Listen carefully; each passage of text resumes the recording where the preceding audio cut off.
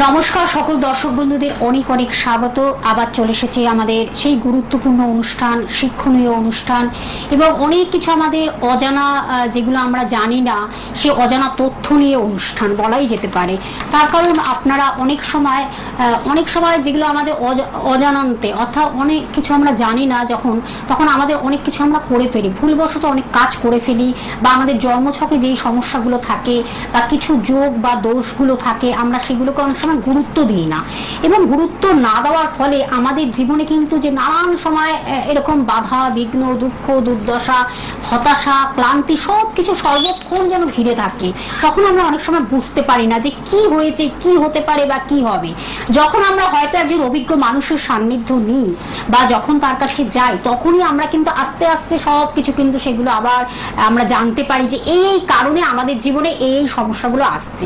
আমরা সে বিষয়ে আজকে জানবো। তার কারণ যখনই আমরা একজন অভিজ্ঞ মানুষকে পাই, একজন সঠিক মানুষকে সন্ধান পাই বা সঠিক মানুষের সন্ধান পাই, তখনই আমরা বুঝতে পারি নানান সমস্যাগুলো আমাদের জীবনকে দুর্বিষহ জায়গায় পৌঁছে দিচ্ছে।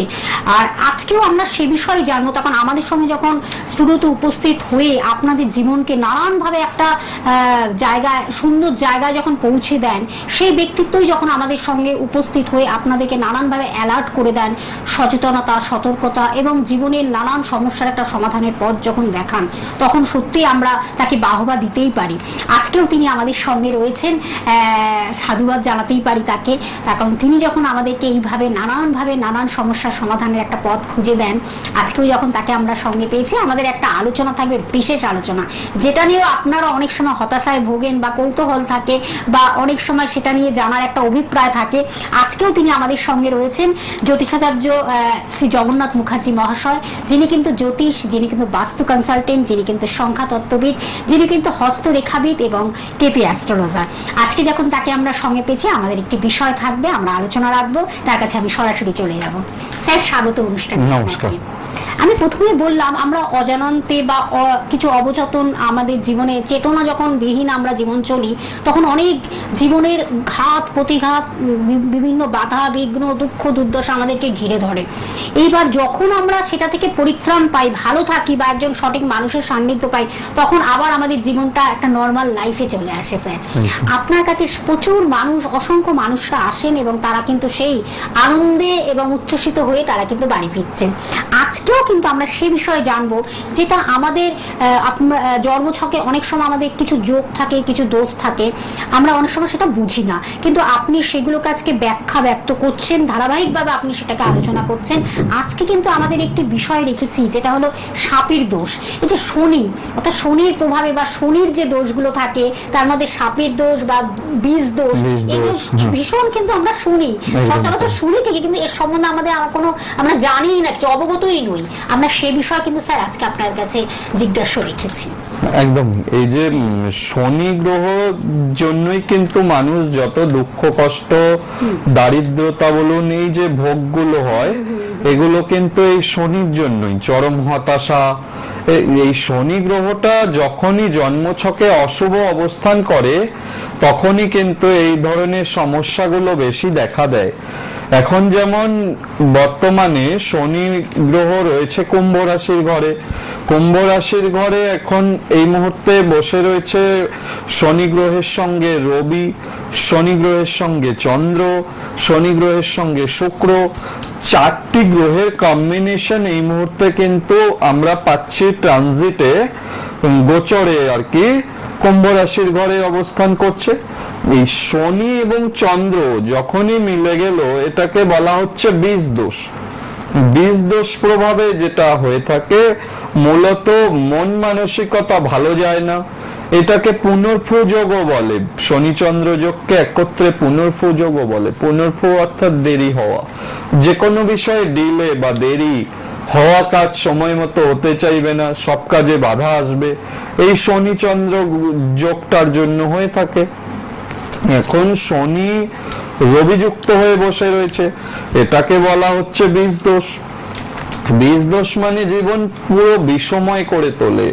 আপনি যতই রোজগার করুন, সঞ্চয়ের ক্ষেত্র কিছুতেই স্থির থাকে না। প্রচন্ড পরিশ্রম করায়, আনলিমিটেড পরিশ্রম করার ফলেও দেখা যায় যে যথাযোগ্য যে উপার্জন বা উপার্জিত অর্থ সেটা সেই মতো আসলো না, যেটা বীজ দোষের কারণে হয়। বিভিন্ন সম্পর্কগুলো দেখছেন যে ভেঙে যাচ্ছে, সেগুলো কিন্তু এই বীজ দোষের কারণে হয়। ছোটখাটো কারণ, তাতে করে দেখা যাচ্ছে যে ভালো সম্পর্ক ছিল, আত্মীয় বলুন, প্রতিবেশী বলুন, বন্ধু বান্ধবী বলুন, সম্পর্কের জায়গায় অবনতি হচ্ছে। যার কারণে এই শনি গ্রহ যখনই বাজেভাবে জন্মছকে অবস্থান করবে এবং অন্যান্য গ্রহ সন্নিবেশ থাকবে, যেই গ্রহগুলো বাজে দোষের সৃষ্টি করে, তখন এই দোষগুলো সৃষ্টি হচ্ছে, অবশ্যই কিন্তু তার যথাযথ প্রতিবিধান প্রতিকার করা আবশ্যক। এখন এই বর্তমান টাইমটা যেটা যাচ্ছে, এটাও কিন্তু খুব একটা ভালো যাচ্ছে না। মঙ্গল মকর রাশির উপরে বসে রয়েছে, মকর পরিক্রমা করছে মঙ্গল, শনি মহারাজ কুম্ভে বসে রয়েছে। এই যে যোগগুলো হয়ে রয়েছে, হ্যাঁ, শনির দ্বাদশে মঙ্গল বসে রয়েছে, এই যোগটা কিন্তু ভালো না। এখন কিন্তু আপনারা বর্তমানেও প্রচুর ঘটনা এরকম দেখতে পাবেন যেগুলো অপ্রত্যাশিত।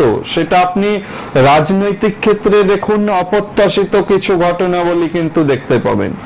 চোট আঘাত, অ্যাক্সিডেন্ট, পথ দুর্ঘটনা পরিমাণ কিন্তু দেখবেন ক্রমশ বাড়ছে।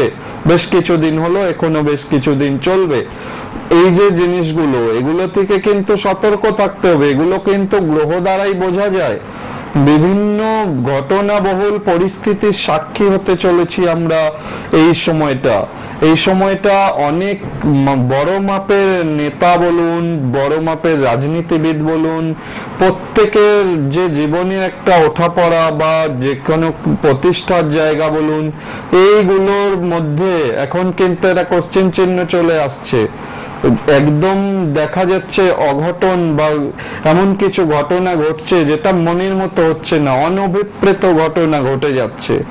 এগুলো হয় কিন্তু এই গ্রহ দোষে যদি রবি শনি যুক্ত হয়ে বসে থাকলে, রবি মান সম্মান, রাজনীতি ক্ষেত্রে প্রতিষ্ঠা রবি দেবে। সেই রবি যদি শনির দ্বারা পাপ পীড়িত কারো জন্মছকে বসে থাকে এবং তিনি যদি রাজনৈতিক ব্যক্তিত্ব হন, তাহলে কিন্তু তার এই বর্তমান সময়টা শুভ যাচ্ছে না। নানানটা বিষয়ে কিন্তু তার সমস্যা তৈরি হচ্ছে। হ্যাঁ, সমস্যা অবশ্যই কাটিয়ে উঠতে পারবেন যদি ঈশ্বরে তিনি বিশ্বাসী থাকেন, অ্যাস্ট্রোলজিতে বিশ্বাসী থাকেন, মেনে চলার পক্ষপাতী থাকেন, অবশ্যই তিনি সমস্যা কাটিয়ে উঠতে পারবেন। কিন্তু আমার বলার বক্তব্য হচ্ছে এই বর্তমান যে সময়টা, এই সিচুয়েশনটা যে যাচ্ছে, সেটা কিন্তু একটু দুর্বিষহ পরিস্থিতি যাচ্ছে। এটা এখন গোচরে গ্রহ সন্নিবেশের জন্য যাচ্ছে।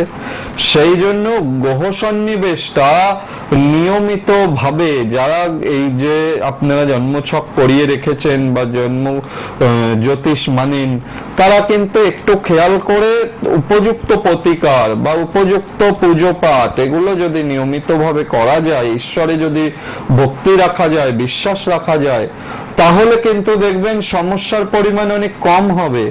চাকরিজীবীদের ক্ষেত্রেও যেমন রাজনৈতিক ব্যক্তিত্ব বললাম সমস্যা, চাকরিজীবীর ক্ষেত্রেও দেখুন বহু জায়গায়, বিশেষত প্রাইভেট সেক্টর গুলোতে বহু জায়গায় কর্মী সংকোচন বা কর্মী ছাঁটাইয়ের একটা চলছে। এটা কেন চলছে? শনি কিন্তু কর্মকারক গ্রহ, কর্ম করার জন্য যে লেগে থাকে আর কি, নিষ্ঠার সঙ্গে কর্ম করার গ্রহ হচ্ছে শনি গ্রহ।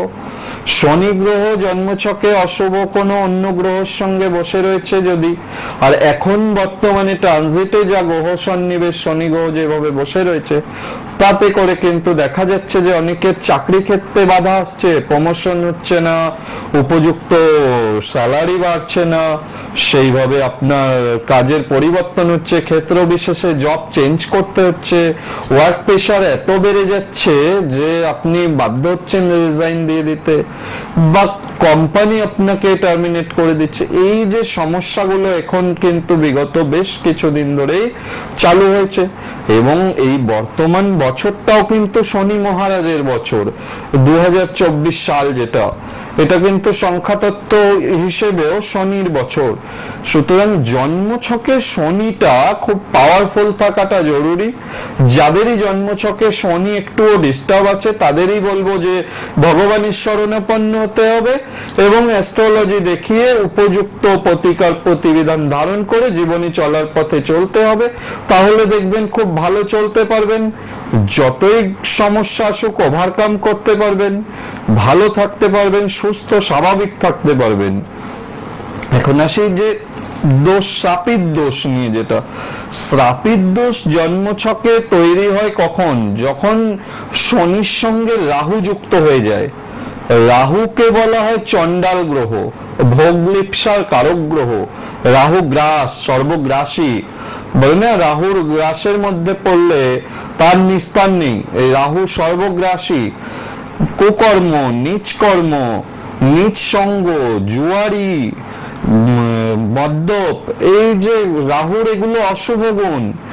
এই রাহু যদি অশুভ অবস্থায় থাকে, শনি যুক্ত হয়, জালিয়াতি, কপটতা, তঞ্চকতা, এই যে জিনিসগুলো, যেন তেন প্রকারেণ পজিশন চাই, এই ধরনের যে মানসিকতা, অর্থ উপার্জনের যে লোলুপতা, যে কোনো সে যেই রাস্তাই হোক, সেই যে জিনিসগুলো করায় কে? এগুলো করায় রাহু, নেগেটিভ রাহু এবং নেগেটিভ শনি। এরা দুজনই যখন এক জায়গায় বসে যাচ্ছে জন্মছকে, তখনই কিন্তু এই নেগেটিভিটির বিষয়গুলো আরো বাড়িয়ে দেয়, অনেক গুণে বাড়িয়ে দেয়। রাহু হচ্ছে ভীষণভাবে সর্বগ্রাসী, যার কারণে কিন্তু সঠিক বুদ্ধি করে মানুষের চলা, বুদ্ধির বিকাশ হতে দেয় না, বুদ্ধিটাও গ্রাস করে নেয়। যার ফলে কি ভুল পদক্ষেপ নেওয়া, ভুল পথে যাওয়া, ভুল বুদ্ধিতে অন্যের দ্বারা চালিত হওয়া, এগুলো কিন্তু করায় রাহু। সুতরাং এই রাহু শনির যোগকে বলা হয় শ্রাপিত দোষ। জন্মছকে তখনই শ্রাপিত দোষ তৈরি হয় এটা যদি পূর্বজন্মকৃত কোনো পাপ থাকে। বলা হয় রাহু শনির যোগ এটা পূর্বজন্মের পাপ। এই পূর্বজন্মের পাপ থাকলে, এই পাপ খণ্ডন না করালে এ আপনাকে সারা জীবনই ভোগাবে। এর কোনো আলাদা ইয়ে নেই, মানে উপচার করলাম বা টোটকা করলাম ঠিক হয়ে যাবে, এতটা ইজি প্রসেস নয়। এটাকে কিন্তু অবশ্যই জন্মছকে যদি অবস্থান থাকে শ্রাপিত দোষের, অবশ্যই প্রতিকার প্রতিবিধানের মাধ্যমে এগোতে হবে। নইলে ভালো চলতে চলতে হঠাৎ করে ধসে যাওয়া, হঠাৎ করে পতন হয়ে যাওয়া, এগুলো কিন্তু হবে। জুয়ায় অর্থ নষ্ট হওয়া, টাকা পয়সা সঞ্চয় না হওয়া, কোনো কাজে ভীষণভাবে আর্থিক ক্ষতি হয়ে যাওয়া, বড় ক্ষতি হয়ে যাওয়া, এগুলো কিন্তু জন্মছকে যদি শ্রাপিত দোষ দ্বিতীয় অবস্থান করে তখন এই ঘটনাগুলো ঘটায়। শ্রাপিত দোষ যদি দ্বিতীয় থাকে তখন অর্থনৈতিক সংক্রান্ত যাবতীয় সমস্যা, ঋণ কিছুতেই মিটতে চায় না, ঋণ হয়ে যায়। এবং কথাবার্তার মধ্যেও সাযুজ্য থাকে না। আপনি ভালো কথা কাউকে বললেন, আপনি দেখবেন তার শত্রু হয়ে যাচ্ছেন। ভালো উপদেশ দিলেন বা ভালো কথা বললেন যে এইভাবে না, এইভাবে চলা উচিত, বা কিছু যাই কিছু ভালো বললেন, সে আপনার বন্ধু বান্ধব হোক, আত্মীয় স্বজন হোক, ভালো কথা বললেও দেখবেন আপনার প্রতি বিরূপ হয়ে যাচ্ছে। জানবেন যে রাহু শনির অশুভ প্রভাব দ্বিতীয় থাকলে, দ্বিতীয় থেকে আমরা বিচার করি কি বাক শক্তি, কথা বলার ধরন, এইগুলো দ্বিতীয় বিচার্য। লগ্নে যদি কারো শ্রাপিত দোষ তৈরি হয়, শনি রাহু একসঙ্গে থাকে, জানবেন তার শরীর স্বাস্থ্য প্রচন্ড পরিমাণে ভোগাবে। লগ্ন হচ্ছে মানুষের মেরুদণ্ড, শরীর স্বাস্থ্য বিচার করা হয় বিশেষত। শরীর স্বাস্থ্য কিছুতেই ভালো যেতে দেবে না, কিছু না কিছু সমস্যা লেগে থাকবে, ট্রিটমেন্ট করবে, আবার সেই সমস্যা থাকবে। এই যে ডাক্তারি ট্রিটমেন্টের মধ্যে পড়ে যাওয়া, মেজাজ রুক্ষ, দেখবেন অল্প বয়স ছেলে কিংবা মেয়ে যারই জন্মছকে দেখবেন শ্রাপিত দোষ হয়েছে, বয়স কম, খুব একটা বয়স নয়, বয়স্কদের মতো খিটিমিটি করে কথা বলছে, অল্পতে রেগে যাচ্ছে, ইরিটেড হয়ে যায় কথায় কথায়। এই জানবেন শ্রাপিত দোষের খুব নেগেটিভ প্রভাব। মাথা গরম ভাব, কাউকে না মানার প্রবণতা, অহংকার পবিত্র, মানে নিজেই শ্রেষ্ঠ, এই ধরনের একটা ভাব, অ্যাটিটিউড থাকে, যার ফলে এই শ্রাপিত দোষ কিন্তু ভীষণভাবে ভোগান্তি দেয়। সে কিন্তু জীবনে এগোতে পারে না। কাউকে না মানার প্রবণতা, কারণ আপনি নিজে বা যে কোনো ব্যক্তি নিজে সেই সবটা জানবে আর কেউ কিছু জানে না এমনটা তো নয়, প্রত্যেকের কাছ থেকে শেখা রয়েছে। সুতরাং যদি কোনো ব্যক্তি সাপির দোষ প্রভাবে বলে আমি সব জানবো বা আমি সব জানতাম অনুভব, সে কিন্তু তার লাইফে সেইভাবে এগোতে পারবে না। সে কিন্তু সেই সাপির দোষের কুপ্রভাবে বিভিন্ন পদে পদে কিন্তু সে বাধা পাবে, সে উন্নতি করতে পারবে না, সমস্যা আসবে তার। এই জন্য সাপির দোষের প্রতিকার যথাযথ খুব গুরুত্বপূর্ণ। এবার সাপির দোষ ধরুন জন্মছকের 3 নম্বর ঘরে হলো, তৃতীয় স্থান। তৃতীয় স্থানে কি আমরা বিচার করি ভাই বোন সহোদর যারা রয়েছে আত্মীয় পরিজন, এদের সঙ্গে সুসম্পর্ক বজায় রাখার ক্ষেত্রটা ভালো হবে না। একলা চলার মানসিকতা, একা স্বার্থপর যুক্ত মানসিকতা তৈরি করিয়ে দেবে অশুভ সাপির দোষ যদি জন্মকুষ্ঠিতে পাওয়া যায়। যোগাযোগ তৃতীয় থেকে বিচার হয়। ধরুন আপনি কোন একটা গুরুত্বপূর্ণ কাজে যাবেন, কার সঙ্গে যোগাযোগ করবেন, কিভাবে যোগাযোগের ক্ষেত্রগুলো আপনি জানছেন যে এনার সঙ্গে যোগাযোগ করলে আমার এই কাজটা ভালোভাবে কমপ্লিট হতে পারে, বা এই যে যোগাযোগ ক্ষেত্রগুলো খারাপ করে দেয়, যার ফলে কিন্তু সঠিক যোগাযোগ পাবেন না, সঠিক মানুষের উপদেশ জীবনে সৎ পরামর্শ পাওয়ার জায়গা সেখান থেকে বঞ্চিত হবেন। এই সাপির দোষ 3 নম্বর ঘরে থাকলে এইভাবে সমস্যা করায়। চতুর্থে যদি সাপির দোষ তৈরি হয়, চতুর্থ স্থান বাস্তুস্থান, আপনার বাস্তু ভালো থাকবে না, আপনার মায়ের সঙ্গে বনিবনের জায়গা অশুভ হবে, মা আপনাকে নিয়ে কষ্টে থাকবে, মায়ের যে উপযুক্ত দেখভাল করা সেগুলো করতে পারবেন না।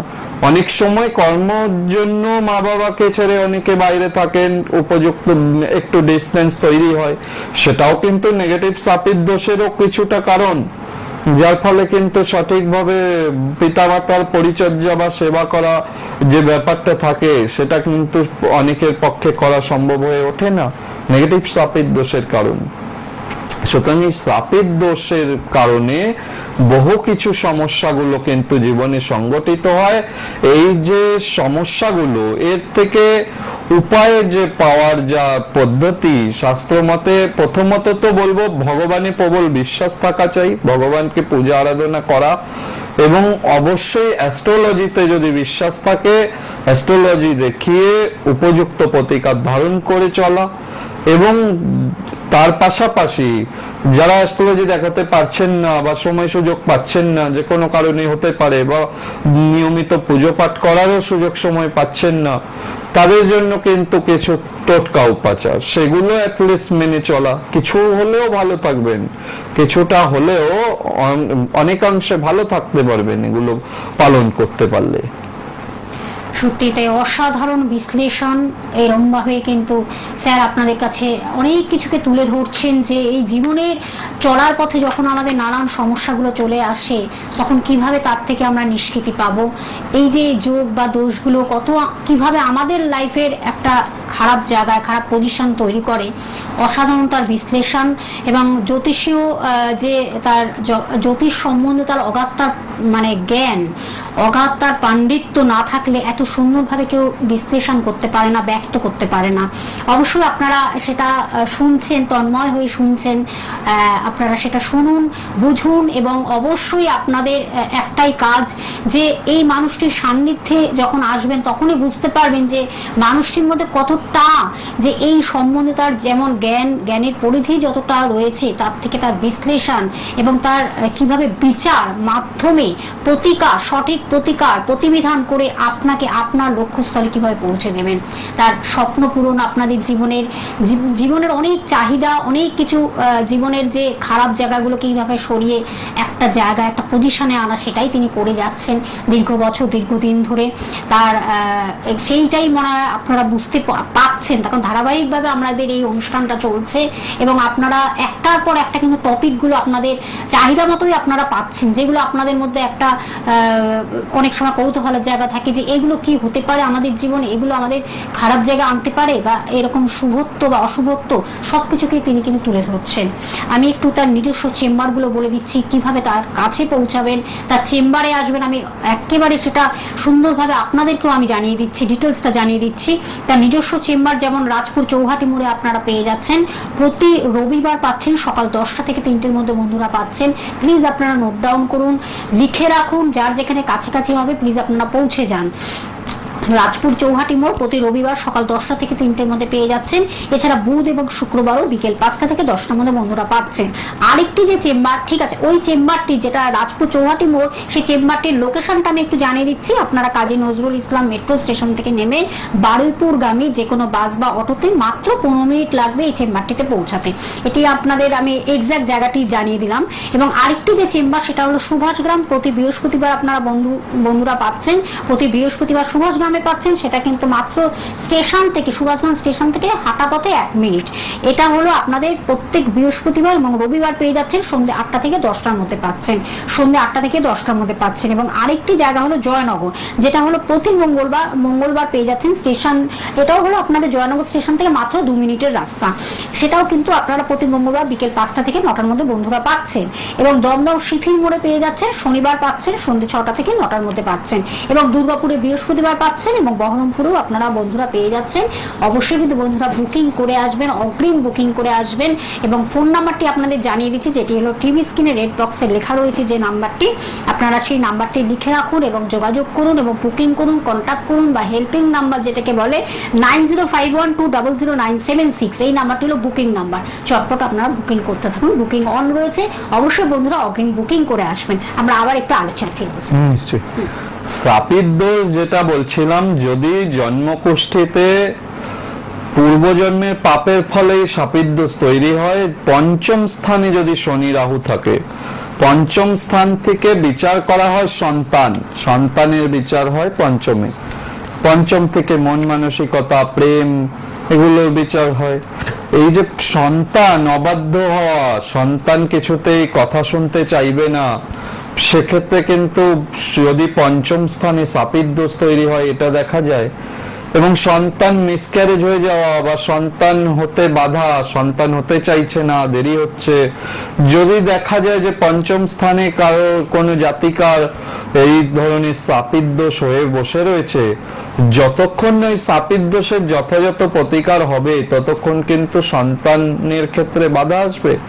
সন্তান মন মতো হতে চাইবে না, সন্তান মনের মতো মানুষ করতে গিয়ে কিন্তু প্রচুর বাধা পাবেন, যার ফলে সন্তান স্থান যেমন ক্ষতিগ্রস্ত হয়, 5মে যদি শাপিত দোষ তৈরি হয়, প্লাস মন মানসিকতা ভালো যায় না, মনের দিকে সবসময় একটা হতাশাগ্রস্ত ভাব, সবসময় একটু চিন্তাগ্রস্ত থাকা, এগুলো কিন্তু করিয়ে দেয়। হ্যাঁ, রিলেশনের ক্ষেত্রে ভালো হয় না, প্রেমের ক্ষেত্রে সফলতা আসে না, দীর্ঘদিন ধরে প্রেম কিন্তু দেখা গেল শাপিত দোষের কুপ্রভাব যদি শনি রাহু অন্তর্দশা বা দশা বা প্রত্যন্তর্দশা বা সূক্ষ্ম দশা বা প্রাণদশা কোনোভাবে কানেকশন করলো, সে সময় কিন্তু বহুদিনের প্রেম কেটে যেতে পারে।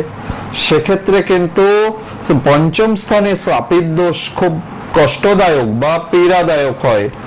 6ষ্ঠ স্থানে শাপিত দোষ যদি তৈরি হয়, ভুল চিকিৎসা, ভুল ট্রিটমেন্ট হলো, ভুল ওষুধ প্রয়োগের ফলে কিন্তু শরীরে ভোগান্তি, এগুলো কিন্তু দেখা যায় 6ষ্ঠ স্থানে শাপিত দোষ হলে।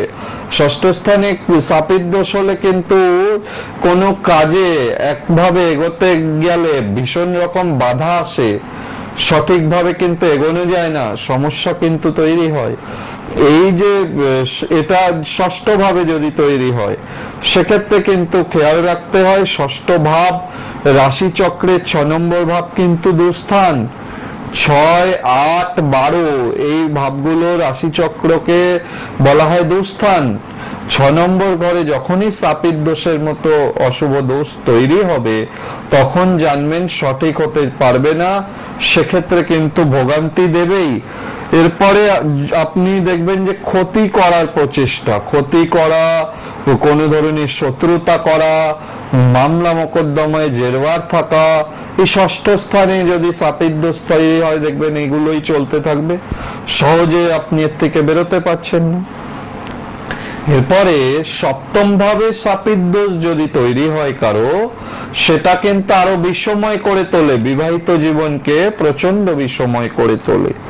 ভুল জায়গায় ভুল ইনফরমেশনে বিয়ে হয়ে যেতে পারে। অষ্টম ভাবে কি হতে পারে? অষ্টম ভাবে যদি সাপিদ্দোষ তৈরি হয়, দুর্ঘটনা, অপবাদ, বদনাম, বিভিন্ন ধরনের চোট আঘাত, অ্যাক্সিডেন্ট, অপারেশন, এগুলো তৈরি হতে পারে। নবম ভাবে ভাগ্যোন্নতিতে বাধা, দেবদ্বিজে ভক্তি থাকবে না, ভগবানের প্রতি ভক্তির জায়গায় কম আসবে। দশম ভাবে কর্ম উন্নতিতে বাধা, কর্ম একইভাবে করে যাচ্ছেন, উন্নতি হচ্ছে না। একাদশ সাকসেস পেতে অসুবিধা করাবে, একাদশ ভাবে সাপিদ্দোষ, হওয়া কাজ হবে না, শেষ মুহূর্তে গিয়ে কাজ পণ্ড হয়ে যাবে। দ্বাদশ ভাবে ব্যয় বেশি হয়, আধ্যাত্মিক চেতনার কিন্তু উন্মেষ করায়। একদম আমাদের সময় শেষ। পরবর্তী অনুষ্ঠানে অবশ্যই আমরা আরেকটি নতুন টপিক নিয়ে আমরা ফিরে আসবো। আমি টাইমিংটা একটু বলে দিচ্ছি, সকাল 10:35 আপনারা প্রতিদিন দেখতে পাচ্ছেন, সোম থেকে শনিবার, এবং রবিবার সকাল 8:10, এবং লাইভ অনুষ্ঠান বৃহস্পতিবার সন্ধ্যে 6টায়, এবং শনিবার দুপুর 3:45 অনুষ্ঠানটি দেখছেন। আবার নিশ্চয়ই পরবর্তী অনুষ্ঠানে নতুন কিছু আমরা আলোচনা রাখবো। সকলে ভালো থাকবেন, সুস্থ থাকবেন, আপনাকে অনেক ধন্যবাদ।